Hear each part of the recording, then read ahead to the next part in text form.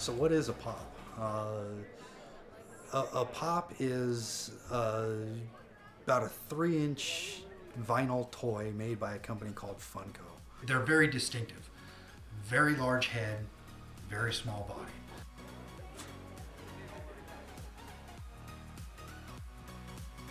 I've been collecting pops for like 3 or 4 years, and this is actually one of the biggest ones that have come out. Yeah, this is the red dress that goes for 125. And me being a Manny Pacquiao fan, I went and bought the 2 Manny Pacquiaos they had.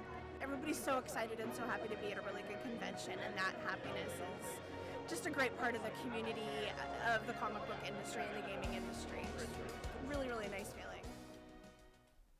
The reason I wanted to start my own business was because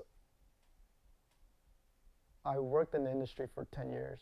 I made toys and video game accessories for 10 years. I wanted to do something that was fun and I knew something about. So naturally I just wanted to open a toy store, and hopefully in the near future I can produce toys on my own. Let me check. Tony Stark. I think we did actually.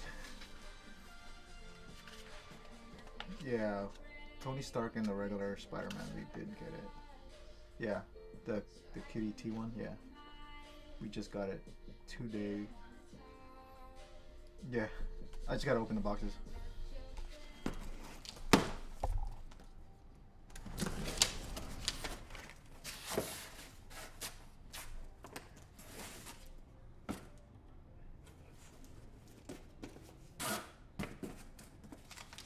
Hate this. They only put Spider-Man and put the pop number, so you can't see which pop it is.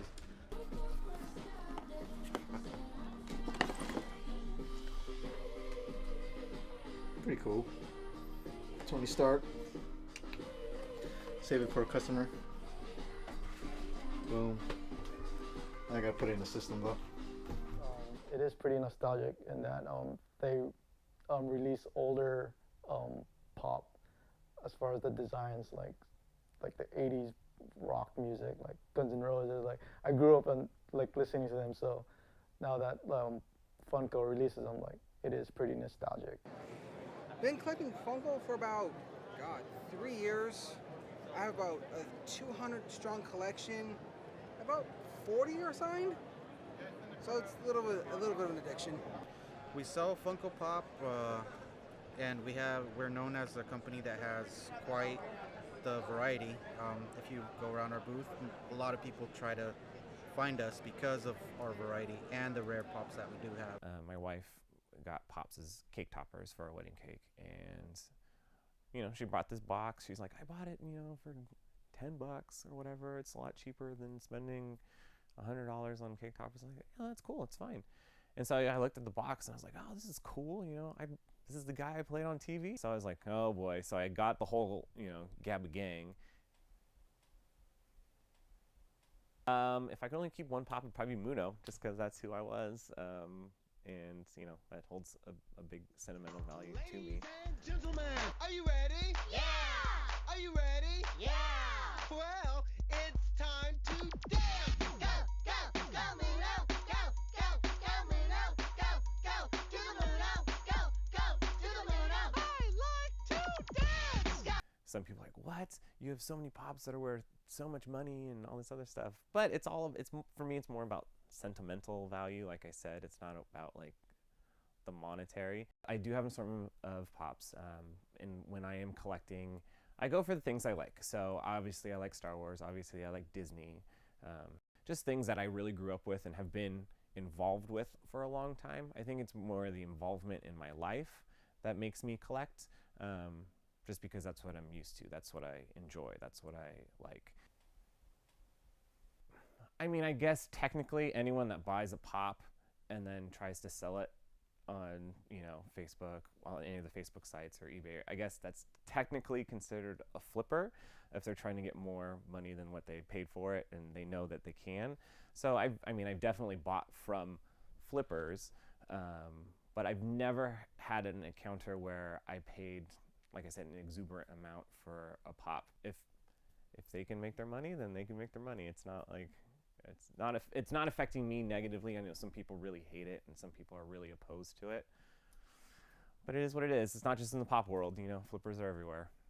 You know when they're scalpers because, like, when a certain pop goes on vault, when it gets vaulted, it's sold out, or they're coming by 6 of them. Like, you know what their intentions are when it comes to like certain rare pop. But I don't turn them away, and it's just good business not to, I think. To be honest, yeah. Not really sure how I got into this. Other than seeing some somewhere and enjoying the art, because I do primarily collect art. I love original art, and that's what these are. Buying it at first is what got me selling it. Looking for something I wanted, finding it, paying an inflated price, and then realizing, why the hell aren't I doing this? I got a bunch of random pops. I got Disney, anywhere from Disney to animation. I don't know. I'm not really picky on pops. I had some friends who went into my room at one point and counted 55, and that's that was us. And that is not counting the ones I bought since then. So that was 6 months ago. I'd say you have like I have to approximately 70. It's cool when you can share something and people are wowed by it, but it's also cool when you can share something and then people get involved in it. And it's, like I said, it's a bonding moment. It's kind of something that you can share. And, you know, I've given lots of pops to my kids, you know, that they really like. I'm like, here you go, have fun with it. You know, it's a toy. Initially, it's a toy first. And that's, you know, when you're a kid, you just want to play with toys. And so if they're passionate about it, if they like it, if it's something that they're really into, then here you go, have fun. For me. Follow me. Hopefully they don't see entirely how filthy your room is. I have Belle, Wizard Movies, and Maury. And Morty, huh? Yeah. It's so enjoyable to hell, I guess I should admit I'm a big kid myself. I still enjoy the aspect of playing with toys. You know, not so much that I'm in here by myself having a tea party or anything like that, you know, but I enjoy opening them and looking at them and collecting them and putting them up on a shelf and looking at them and everything. So to share that enjoyment with my child and play with her, if you will, is yet another aspect of it that I enjoy. This is Nemo. The next part is the learning and the sharing of. That's right. That is Moana. Is the sharing of the knowledge and teaching her of who the characters are and what shows they're from or what comic they're from or whatever. She can sing. It's the experience of Christmas every day, okay? To you, it's just a toy, but for them, it's like, it means a lot to them. And I think those are like the best days when like kids come and just have fun, like looking at toys. Because I know as a kid, that was like, I couldn't afford a lot, but just looking at toys or like going in toy aisle was like a fun experience. And I think